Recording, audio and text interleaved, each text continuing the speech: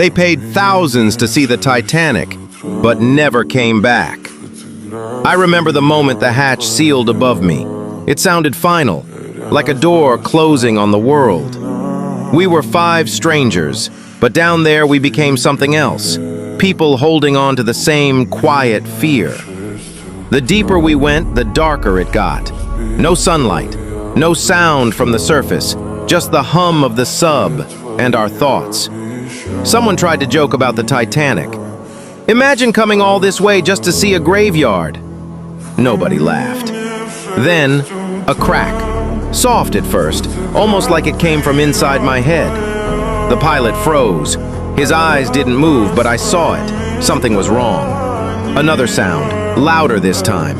The walls around us suddenly felt thinner. The ocean outside didn't feel like water anymore. It felt like pressure, like something alive, waiting. I reached for my phone. No signal. No way out. Just a message I started typing anyway. If anyone ever reads this, we didn't think it would end like this. The lights flickered. Someone whispered, "We're not going back, are we?" And in that moment, I understood something terrifying. We didn't come down here to see the Titanic. We came down here to join it.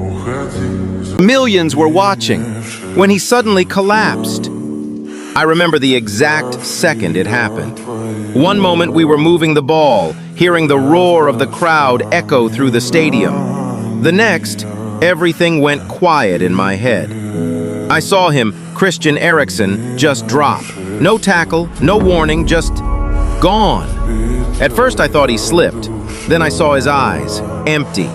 My legs froze, but my heart started racing like never before.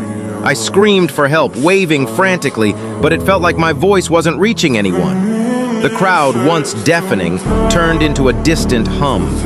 Time slowed in the worst way possible. We formed a circle around him, not to hide him, but to protect him, to protect ourselves from what we were all thinking. Is he gone? I had never been that close to losing someone right in front of me. Not in a game, not in life. His body lay still, and for a moment football didn't matter. The score didn't matter. Nothing did. All I could think was, this isn't how it's supposed to end. Then, movement. A breath. A sign. Hope. But that moment changed me forever. Because I realized, sometimes, life doesn't warn you. One second you're chasing dreams. The next, everything stops. Imagine leaving Earth, knowing you might never return. I remember the silence most. Not the roar of the engines from Apollo 11 moon landing. Not the cheers from Earth. But the silence that followed when we slipped beyond it all. Up there, inside that fragile shell, I realized something terrifying. If anything went wrong, we wouldn't fall back home. We would just drift, forever. I looked at Earth shrinking behind us. Blue, alive. Everything I had ever known becoming smaller with every second. And ahead, just darkness. Endless, cold darkness. When we finally descended, my hands trembled. Not from fear alone, but from the weight of what we were about to do. The moment my foot touched the surface, I didn't feel triumph. I felt distance. Because standing there on the moon, I understood something no one had warned me about. We hadn't just reached another world, we had left our own behind. And for a brief, haunting moment, I wondered if we still belonged to it. This man lived inside an airport for 18 years and had nowhere else to go. My name is Mehran Karimi Nasseri, and for 18 years the airport was my world. It started with one mistake. Somewhere between countries, my refugee papers disappeared. Without them, I couldn't enter a country, and I couldn't leave. So I stayed. Day after day, I slept on cold metal benches inside Charles de Gaulle Airport. The sound of rolling suitcases and flight announcements became the soundtrack of my life. People rushed past me every day, going home, going on vacation, going somewhere.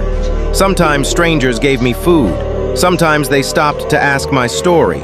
But when night came and the airport lights dimmed, I was still there.